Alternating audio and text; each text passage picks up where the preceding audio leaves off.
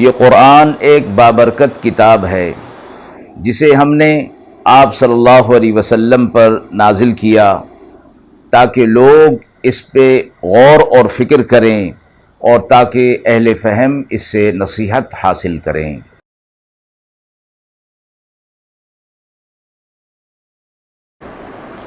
बिस्मिल्लाहिर्रहमानिर्रहीम।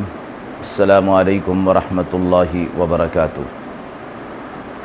नाज़रीन किराम, दर्स कुरान मजीद के आज के इस प्रोग्राम में हम सूरह सबा की आयत नंबर 1 ता आयत नंबर 9 का तर्जुमा और तफसीर पेश कर रहे हैं और आखिर में पूछे गए सवाल का जवाब होगा। अऊज़ु बिल्लाहि मिनश शैतानिर रजीम। बिस्मिल्लाहिर रहमानिर रहीम। अल्हम्दुलिल्लाहिल्लज़ी लहू मा फिस समावाति व मा फिल अर्दि व लहुल हम्दु फिल आखिरह व हुवल हकीमुल खबीर। यअलमु मा यलिजु फिल अर्दि व मा यख़रुजु मिन्हा व मा यंज़िलु मिनस समाइ व मा यअरुजु फ़ीहा वहुवर रहीमुल गफूर। वक़ाल अल्लज़ीन कफ़रू ला तअतीना अस्साअह क़ुल बला वरब्बी लतअतियन्नकुम आलिमिल ग़ैबि ला यअज़ुबु अन्हु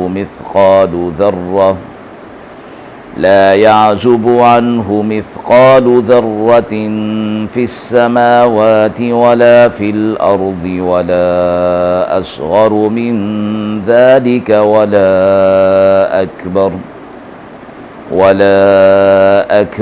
इल्ला फ़ी किताबिम मुबीन। लियजज़ियल्लज़ीन आमनू व अमिलुस्सालिहात उलाइक लहुम मग़फ़िरतुन व रिज़्क़ुन करीम। वल्लज़ीन सअव फ़ी आयातिना मुआजिज़ीन उलाइक लहुम अज़ाबुम मिर रिज्ज़िन अलीम। वयरल्लज़ीन ऊतुल इल्म अल्लज़ी उन्ज़िल इलैक मिर रब्बिक हुवल हक़्क़ वयहदी इला सिरातिल अज़ीज़िल हमीद। वक़ाल अल्लज़ीन कफ़रू हल नदुल्लुकुम अला रजुलिन युनब्बिउकुम इज़ा मुज़्ज़िक़्तुम कुल्ल मुमज़्ज़क़ इन्नकुम लफ़ी ख़ल्क़िन जदीद। अफ़्तरा अलल्लाहि कज़िबन अम बिही जिन्नह बलिल्लज़ीन ला युमिनून बिल आखिरति फ़िल अज़ाबि वज़्ज़लालिल बईद। अफ़लम यरौ इला मा बैन ऐदीहिम व मा खल्फ़हुम मिनस समाइ वल अर्द इन नशअ नख़्सिफ़ बिहिमुल अर्द औ नुस्क़ित अलैहिम किसफ़म मिनस समाइ इन्न फ़ी ज़ालिक लआयतन लिकुल्लि अब्दिन मुनीब। आयत मुबारका का तर्जुमा मुलाज़ा फ़रमाएँ। सारी तारीफ़ अल्लाह के लिए है, उसी के लिए है जो कुछ आसमान में है और जो कुछ ज़मीन में है, और उसी की तारीफ़ है आखिरत में, और वही हिकमत वाला सब कुछ जानने वाला है। जानता है जो कुछ ज़मीन के अंदर दाखिल होता है और जो कुछ इससे निकलता है, और जो उतरता है आसमान से और जो चढ़ता है इसमें, और वही रहम करने वाला बख्शने वाला है। और काफिर कहते हैं कि हम पर क़यामत कायम न होगी। आप कह दीजिए क्यों नहीं, कसम है मेरे रब की जो आलिमुल गैब है, ज़रूर तुम पर वो कायम होगी।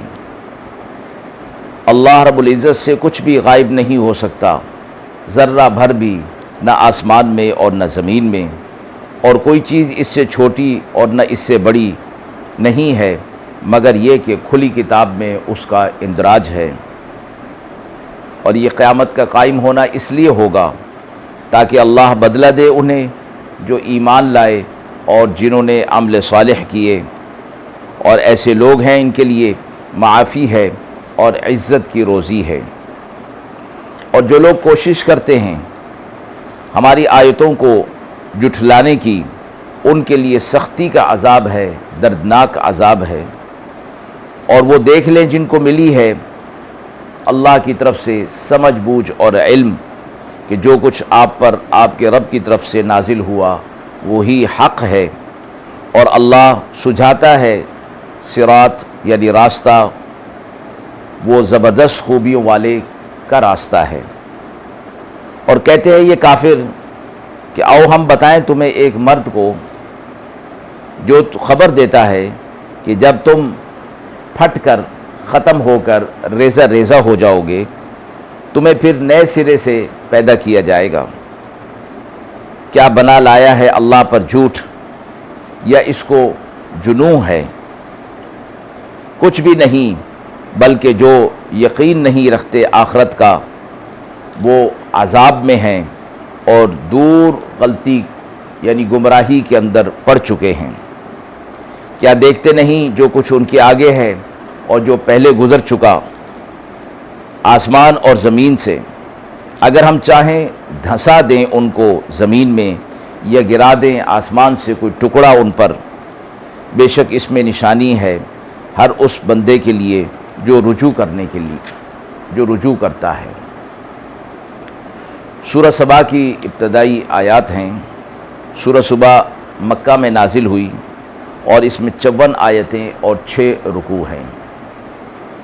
سورت کی ابتدا اللہ رب العزت کی تعریف کے ساتھ اور اس کی توحید اور اس کی عظمت کے ساتھ شروع ہوتا ہے کہ آسمان اور زمین میں سب کچھ اللہ کا ہے، اور کائنات میں جو کچھ بھی تعریف جہاں کہیں بھی جس شکل میں بھی ہے، جو کوئی بھی کر رہا ہے، جیسی بھی کر رہا ہے، وہ در حقیقت اللہ رب العزت کی تعریف ہے اور اسی کی حمد و ثنا ہے۔ زمین کے اندر جو کچھ داخل ہوتا ہے اور زمین سے جو کچھ نکلتا ہے، فرمایا اس کو اللہ جانتا ہے۔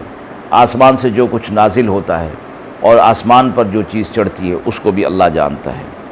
زمین میں داخل ہونے سے مراد بیج کا زمین میں داخل ہونا اور پھر اس سے نکلنا، نباتات کا نکلنا، اور آسمان سے اترنا فرشتوں کا، اور آسمان پر دوبارہ چڑھنا فرشتوں کا۔ اسی طرح شریعت احکامات آسمان سے نازل ہونا اور اعمال صالحہ کا دوبارہ آسمانوں کی طرف اٹھنا، اللہ کی طرف چڑھنا، تو میں یہ سب اللہ رب العزت کی طرف سے ہو رہا ہے۔ اگلی آیت میں کافروں کا ایک انکار بتایا گیا کہ جو وہ قیامت کے بارے میں کہا کرتے تھے کہ قیامت قائم نہیں ہوگی۔ آپ صلی اللہ علیہ وسلم سے فرمایا گیا کہ آپ ان سے کہہ دیجئے کہ قیامت ضرور قائم ہوگی، اور اس کا قائم ہونا دلیل کے ساتھ ہے کہ ضرور یہ قائم ہو، اور ایک دن ایسا آئے کہ مجرموں کو پوری سزا ملے، اور جو اہل تقوی متقی پرہیزگار ہیں انہیں پورا اجر دیا جائے۔ پھر یہ کہا کرتے تھے جواب میں، ان کو قیامت کے انکار کے جواب میں فرمایا گیا کہ آپ کہہ دیجئے کہ ضرور قائم ہوگی، اس عالم الغیب ذات کی طرف سے یہ قیامت ضرور قائم ہوگی۔ اللہ کا علم ہر چیز پر محیط ہے، تو اللہ قیامت کو قائم کرنے پر اور تمہیں دوبارہ زندہ کرنے پر قادر ہے، اس لیے کہ آسمان اور زمین کا ذرہ ذرہ اس کے سامنے ہے، مخلوقات کا ذرہ ذرہ اس کے سامنے ہے، اور کوئی چیز اس سے چھپی ہوئی نہیں، نہ کوئی چیز اس کی نظر میں بڑی ہے، نہ کوئی چیز اس کی نظر میں چھوٹی ہے، سب اللہ کے سامنے ہے۔ اور فرمائیے قیامت کا قائم ہونا اس لیے ضروری ہے کہ نیک اعمال کرنے والوں کو ان کا بھرپور اجر ان کو دیا جائے، اور آخرت میں ان کے لیے مغفرت اور عزت کی روزی ہوگی۔ جو لوگ ہماری آیتوں کو، نشانیوں کو جھٹلانے کی کوشش کرتے رہتے ہیں ان کے لیے دردناک عذاب ہوگا، اور وہ جھٹلا نہیں پائیں گے۔ البتہ وہ لوگ کہ جن کو اللہ کی طرف سے علم حاصل ہوا ہے اور شریعت کا ایمان کا علم ان کے پاس آ گیا ہے، وہ اس چیز کو اچھی طرح سمجھتے ہیں کہ جو کچھ آپ صلی اللہ علیہ وسلم پر اللہ کی طرف سے نازل کیا گیا قرآن کی صورت میں، احکامات شریعہ کی صورت میں، وہ سب کچھ برحق ہے اور حمد اور ثنا والے رب کی طرف سے ان کی طرف نازل کیا گیا ہے۔ پھر یہ کفار آپس میں ایک دوسرے کو کہتے تھے کہ آؤ تمہیں ہم ایک شخص کی خبر دیں، مراد آپ صلی اللہ علیہ وسلم ہیں، کہ جو کہتے ہیں کہ تم پھٹ جاؤ گے اور جب تمہارا جسم ریزہ ریزہ ہو کر زمین میں مٹی میں مل جائے گا تو پھر تمہیں نئے سرے سے بننا ہوگا، تمہیں دوبارہ زندگی دی جائے گی، تمہیں دوبارہ زندہ کیا جائے گا۔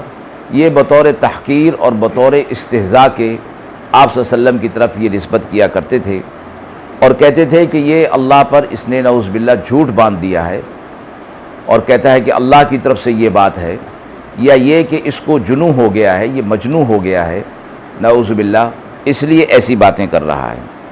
جواب فرما دیا گیا کہ ایسی کوئی بات نہیں ہے، جو لوگ آخرت پر یقین نہیں رکھتے وہی دور کی گمراہی میں پڑ جاتے ہیں اور پھر وہی اسی قسم کی انکار والی نہ ماننے والی باتیں کیا کرتے ہیں۔ اگلی آیت میں نشانی کے طور پر فرمایا کہ کیا انہوں نے دیکھا نہیں ہے کہ ان سے پہلے بھی یہ بات ہو چکی کہ بہت سی قومیں زمین میں دھسا دی گئی، بہت سے مجرموں پر آسمان سے آفت نازل کر دی گئی اور وہ لوگ تباہ اور برباد ہو گئے۔ ان پر بھی یہ کام ہو سکتا ہے، ان کے ساتھ بھی یہ معاملہ ہو سکتا ہے کہ ہم انہیں زمین میں جب چاہیں دھسا دیں یا آسمان کا کوئی ٹکڑا ان کے اوپر بطور عذاب کے گرا دیں، یہ سب ممکن ہے، لیکن اللہ کی طرف سے انہیں ڈھیل ملی ہوئی ہے اور اس ڈھیل سے یہ لوگ فائدہ اٹھا لیں، یعنی اپنے کفر اور شرک سے باز آ جائیں اور ایمان لے آئیں، تو ایسے لوگوں کے لیے بھی اور قیامت تک آنے والے لوگوں کے لیے اللہ رب العزت کی کائنات کے اندر بکھری ہوئی نشانیوں کے اندر بڑا سبق اور بڑی عبرت اور نشانی موجود ہے۔ آیت کے حوالے سے سوال پوچھا گیا ہے کہ کفار اور مشرکین قیامت کے دن دوبارہ زندہ ہونے کا انکار کیوں کیا کرتے تھے؟ کفار اور مشرکین کی طرف سے قیامت کے انکار کا سب سے بڑا سبب یہ تھا کہ وہ کہتے تھے کہ انسان مر کر مٹی میں مل جائے اور مٹی میں اس کے ذرات منتشر ہو جائیں اور جو سارے جہان کے اندر پھیلے ہوئے ہوں تو ان ذرات کو جمع کرنا، پھر ہر ایک انسان کے ذرات کو الگ کر کے اس کو الگ شکل دینا، یہ کیسے ممکن ہے؟ اور اس کو ناممکن سمجھنا اسی پر تھا کہ انہوں نے اپنے علم اور اپنی قدرت کو اللہ کی قدرت پر قیاس کر لیا تھا کہ جس طرح ہم اس چیز کو نہیں کر سکتے اللہ بھی ایسا نہیں کر سکتا، نعوذ باللہ۔ جواب میں فرمایا گیا اللہ تبارک و تعالی عالم الغیب، اور اللہ تبارک و تعالی کا علم سارے عالم پر محیط ہے، اور ایسا محیط ہے کہ آسمان، کائنات، زمین کا کوئی ذرہ اس کی ذات سے، اس کے علم سے باہر نہیں اور اس سے چھپا ہوا نہیں ہے۔ جب اللہ کو ایسا علم محیط حاصل ہے اور وہ خالق اور خلاق ہے تو اس کے لیے انسان کے ذرات کو الگ الگ جمع کر کے سارے جہاں سے جمع کر لینا اور اس سے اجسام کو دوبارہ مرکب دے کر ان کو زندگی دے دینا، مجسم کر دینا، اس کے لیے کیا مشکل ہو سکتا ہے۔ وآخر دعوانا ان الحمد للہ رب العالمین۔